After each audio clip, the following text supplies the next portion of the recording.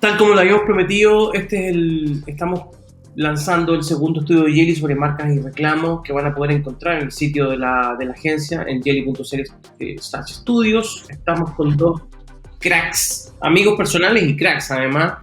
Estamos con José Miguel Ventura, que ha trabajado mucho tiempo en research, en planning, y hoy día dirige La Vulca, una gran consultora a la hora de sentarse con las marcas y mirar hacia dónde tiene que ir en términos estratégicos. Y estamos con Rodrigo Saavedra, que es gerente general de la IAB. La IAB agrupa a los principales avisadores, agencias, medios que están discutiendo digital y hacia dónde va digital. Recordemos que IAB es una asociación global, no solamente chilena, sino que es global. El estudio que nosotros recogimos data, y esto para partir la conversa, y vimos algo que es grave, al tiro, grave.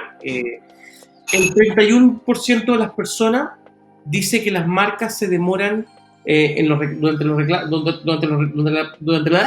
la pandemia. Voy a decir de nuevo, el 31% dice que las marcas se demoraron 24 horas o más en responder. El 25% dice que nunca les respondieron, y casi el 50%, porque es el 49,8% de los problemas, no tuvo ningún tipo de solución.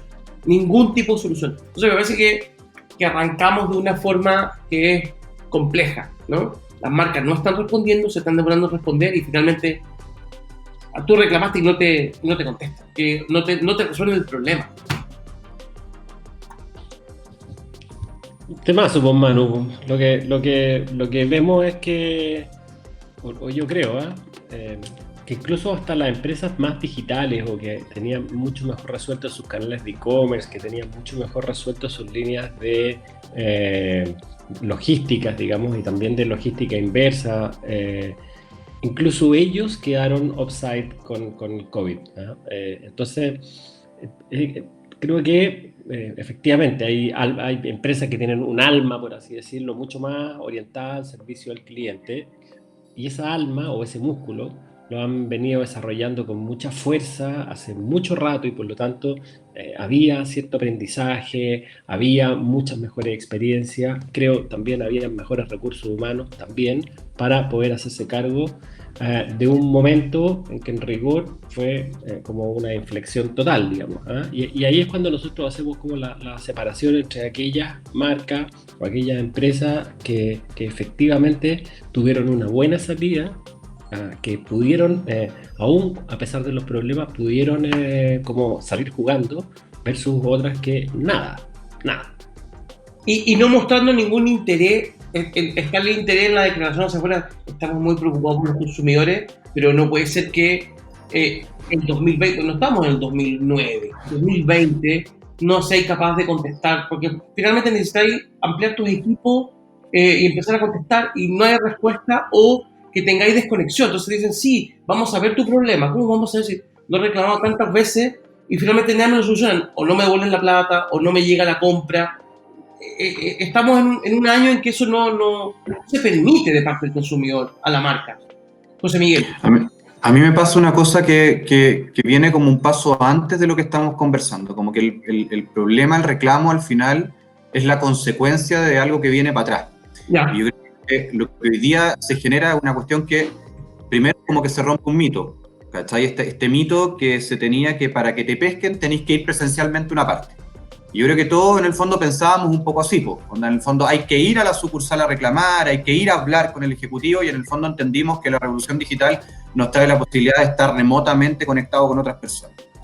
Entonces, el problema es que ahí se genera como una expectativa, y la expectativa es que yo asumo que, dado que todos los canales digitales son más rápidos en muchas cosas y que los canales tradicionales, los canales convencionales, por lo tanto yo espero, como expectativa, de que la respuesta que me den a mis problemas también tenga ese nivel de rapidez. Y ahí es cuando empieza a quedar el colapso, porque me empiezo a dar cuenta de que la respuesta no es necesariamente más rápida, dado que estamos en este mundo digital, etc. Pero a la vez se empieza a crear un deseo, que también empieza a jugar un factor súper importante, que el deseo es que, ojalá que a través de este canal digital, poder también tener lo mejor del canal presencial, que es básicamente que alguien me hable, que alguien me escuche, que alguien me responda. Entonces, cuando empezáis a ver que con la pandemia y la revolución digital que al final nos trajo a todos, la realidad o mito no se quiebra como yo esperaba que se quebrara. Cuando la expectativa que yo tenía no se cumple y el deseo que eventualmente yo tenía tampoco llega a ser satisfecho, al final queda un colapso. Y ese colapso hace que hoy día nosotros pensemos que todo está funcionando incluso peor que como funcionaba antes de una forma más tradicional. No, y es complejo porque muchas marcas, lo dicen ustedes, ¿no? Que muchas marcas, la mayoría quedó offside con lo que pasó. Pero ahí yo soy un poquito más de meter el dedo en la herida. Sí, pero Amazon no se inventó hace un año, ya 20. Yo tuve un problema con Amazon durante la pandemia. Se arregló en 5 minutos, se demoraron 5 minutos. Acá tienes marcas que dicen que no me responden en 24 horas o que casi el 50% ni siquiera es capaz de resolver el problema, que llama a la respuesta. No hay solución. O sea, es como yo no existo o no les importo tanto como consumidor porque no hay nadie movilizándose. Entonces hay mucha gente tagueando las marcas en LinkedIn a los ejecutivos para tratar de poner alguna presión para que, y conozco casos, y así se resuelven, pero no hay solución. Ahora, cuando uno le pregunta a la gente, ¿cómo se arregla esto? El 65% dice que las empresas tienen que dejar de usar robots para contestar. Y el 60% dice que las marcas tienen que contestar más rápido. O sea, la respuesta más rápida y automáticamente, obviamente, y eso está probado con una teoría de Jay Baer en un libro, automáticamente te reduce el nivel de estrés. Pero no tanto robot, lo único que te pide es mándame por DM tus datos, mándame de nuevo el código del reclamo, mándame, y al final es un área que está desconectada del área de compra, del área que te vendió. Entonces caíste en el limbo, ¿cachai? Alguien te puede haber respondido, pero eso quedó ahí, quedó en un Excel o quedó, vaya a saber uno dónde, y esas marcas grandes se deberían preocupar de unir todo esto, es decir, cuál es la experiencia online física de tu compra, desde que navego el sitio hasta que compro y me llega. Pero no hay una experiencia, y yo creo que es más profundo el problema. Yo creo que no todas, pero yo creo que a muchas marcas no les importa finalmente esa experiencia. Están más preocupados en cuánto vendí, el número. La venta de e-commerce aumentó. ¿Te puedo hacer un comentario con respecto a eso? Es que claro, cuando tú lo miráis al revés, tú decís, bueno, si hoy día el mismo estudio dice que más del 50% de las respuestas ocurren con más de 24 horas o nunca, o sea, llegáis a un punto que, y si eso lo transformamos en las soluciones en promedio, más del 70% dice que le llegaron después de 6 días o nunca. Entonces, al final, si yo lo miro desde el lado mío, como persona, ¿cuál es la ventaja real que tiene el canal digital hoy día a ojos míos con respecto a lo que tenía el canal presencial? Yo creo que lo primero es que la gente no ha logrado tangibilizar cuál es el real valor, porque de nuevo, como mi expectativa era inmediatez, y ya no tengo una tasa de inmediatez perceptual, al final yo no estoy captando cuál es mi real valor como persona, y ese es el primer punto. Y lo segundo es que hay como una suerte de sensación que hoy día es más beneficioso para una empresa, para una marca, como acumular reclamos digitales que reclamos análogos. ¿Cachai? Es bien raro, pero en el fondo como que claro, yo puedo acumular reclamos análogos, puedo tener todas las tasas de reclamo, puedo saber todo eso que antes en el análogo era mucho más difícil. Pero ahora que yo tenga esa capacidad de gestionar primero esos reclamos y que yo aparte tenga la capacidad de solucionar esos reclamos, tiene que generar un aporte o un beneficio real para las personas. Y de nuevo se vuelve al principio esta suerte de expectativa que yo tenía con el mundo digital versus el análogo. Sí. Yo estoy súper de acuerdo con eso, además, porque al final del día las expectativas de las personas no son tan altas. Claro. Análogas o digitales. No estamos hablando de que en realidad nosotros lo que queremos es tener al gerente del retail en la puerta de nuestra casa pidiéndonos perdón. Está súper lejos. Sería súper bueno, digamos. Sería increíble, claro. Nosotros queremos más bien que nos contesten a una solicitud específica. Entonces, primero, si esas marcas específicas son capaces de vendernos, es decir, de hacer una gestión, obviamente también deberían ser capaces, con la misma velocidad y experiencia positiva, la experiencia de venta, de solucionar un problema específico de la venta. ¿Te acuerdas tú, José, cuando presentaste el caso del perro oveja en el seminario de IAB hace 2 años atrás, sin pandemia? Y básicamente era lo mismo. O sea, cómo una marca básicamente buscaba a ponerte todos los problemas posibles o claro, o de alguna manera alejar tu posibilidad de tener una experiencia satisfactoria, básicamente porque se inventaron un montón de metodologías que no tienen nada que ver con lo que estamos viviendo. ¿Ah? Metodologías que dicen como, sí, por supuesto, yo te puedo devolver el producto, pero te puedo devolver otro producto o te puedo devolver la plata. No te voy a solucionar el problema. Nosotros cuando reclamamos es porque tenemos un problema, no es porque tenemos una transacción que no fue hecha correctamente. Eso no es lo que pensamos. Solamente pensamos que tenemos un problema. Y que es fácil de arreglar. O sea, lo escalo y me lo arreglo. Y no se arregla. Pero Manu, que ahí hay otra cosa que viene también por detrás. O sea, cuando tú estás trabajando y metido adentro de las empresas y empezáis a cachar, por ejemplo, cómo son los sistemas de incentivo, que no todas, porque hay buenas excepciones también, pero la mayoría de los sistemas de incentivo están puestos sobre la venta, no sobre la solución de problemas. Y cuando la solución de problemas está dentro del incentivo a los ejecutivos, a las líneas, etcétera, igual la venta pesa mucho más dentro del incentivo que la solución de reclamo. Entonces acá cuando tú te das cuenta que hay una empresa que te soluciona problemas, es básicamente, si tú lo miráis a nivel de incentivo, es que el reclamo tiene hoy día el mismo valor dentro de su fórmula que lo que puede tener una venta. Y hoy día pero yo creo que hay algo más que es anterior, que es el momento de revisar cuáles son las estrategias, las experiencias y cómo están diseñadas. Porque, por ejemplo, volviendo al caso de Amazon o de marcas similares, ¿no? Que dicen que el foco es el consumidor. Entonces, el que te contesta, que puede ser en un chat o en redes o del sitio, donde queráis, uno, súper rápido porque tiene la capacidad para contestar. Me llega una alta demanda de reclamo, tengo la capacidad para contestar. Pero tienen la libertad para darte soluciones que escapan a lo básico de muéstrame la boleta, muéstrame el número de orden.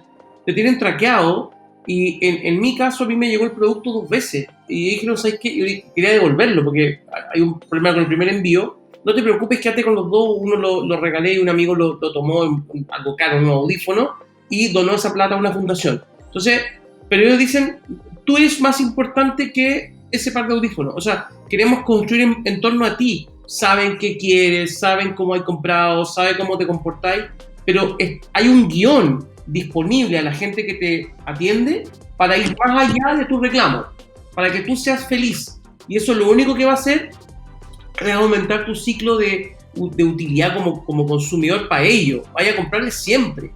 Acá lo ven como algo utilitario, como me compraste por precio, y después el día de mañana me vaya a comprar a otro lado, me da lo mismo. Te ven como un número, no ven como cuál es la relación que podéis crear en el tiempo. O sea, a mí eso me preocupa.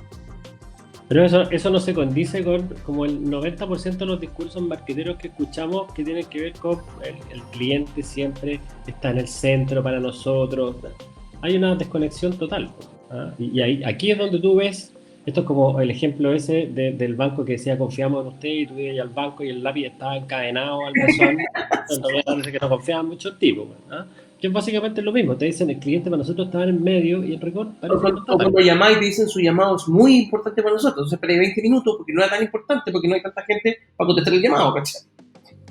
Bueno, pero vuelve bajo el mismo constructo que está diciendo Rodrigo.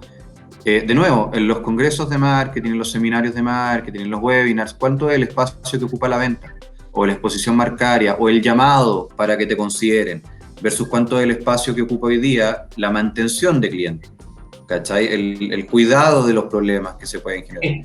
Por eso hicimos el estudio, porque vemos que no... Pero proporcionalmente, la cantidad de contenidos que hay es totalmente diferente. El gerente de experiencia, probablemente en la mayoría de las empresas, depende de otro gerente, ¿cachai? El gerente comercial está dentro del comité ejecutivo.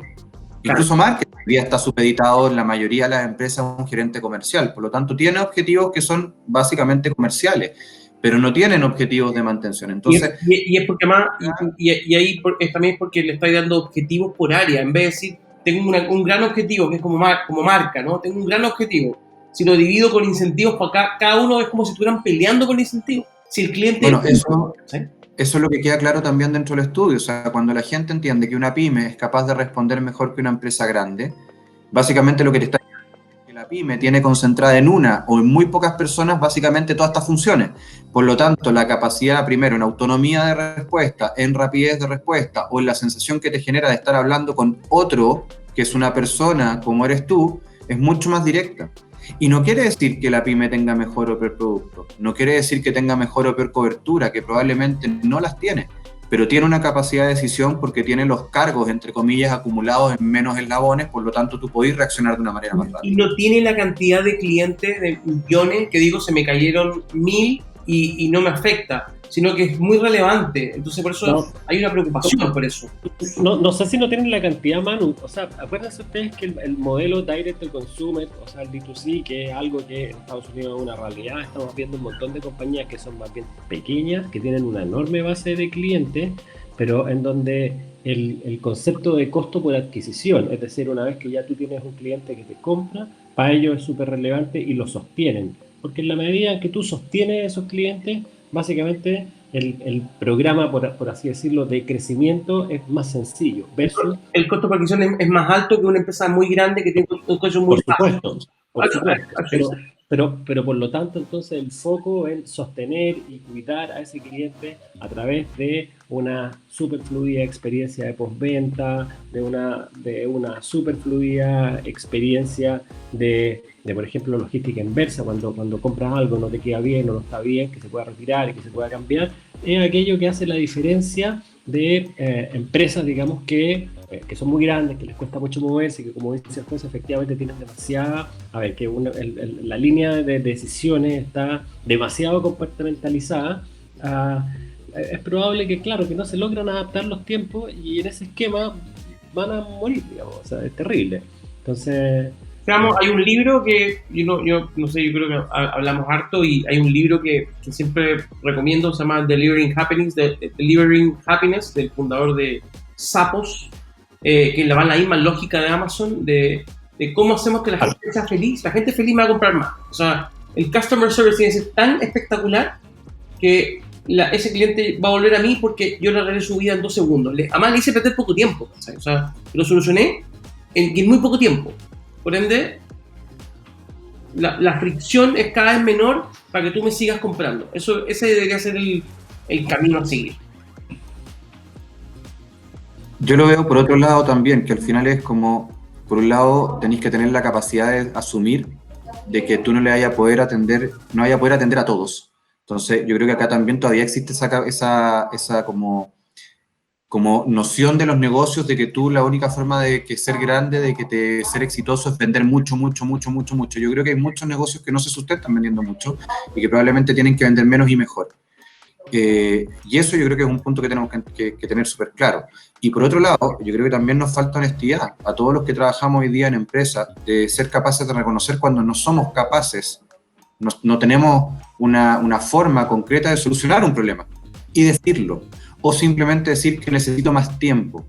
Yo lo he conversado muchas veces en mesas de empresas, este tipo de cosas, y en el fondo esa presión que existe por ponerte metas para contestar en 24 horas y tener 99% de casos no resueltos a las 24 horas, versus decir, ¿sabes que yo necesito 5 días para resolver esto? Esa honestidad... Claro, y estaría perfecto... Y es mejor responder, es mejor decir, yo me voy a demorar 5 días y responder en 4 días, que decir me voy a demorar 1 y responder en 4 días.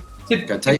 Sí, es totalmente distinto. Si mejoramos la respuesta, el nivel de velocidad de la respuesta, que puede ser de meter más humanos y menos bots, a mí todavía me hace ruido que haya un 50% casi de casos que no se resuelven. Es la solución. Ya ni siquiera que me contestaste, porque hay marcas que no quiero nombrarlas, pero que te contestan una y otra vez, pero pasan 3 meses y el producto no llegó. O sea, la infelicidad de ese consumidor que quizás no tiene el presupuesto para ir a comprarlo en otro lado y está esperando que le llegue, no sé si será una pantalla o otra cosa para la casa, porque además está encerrado.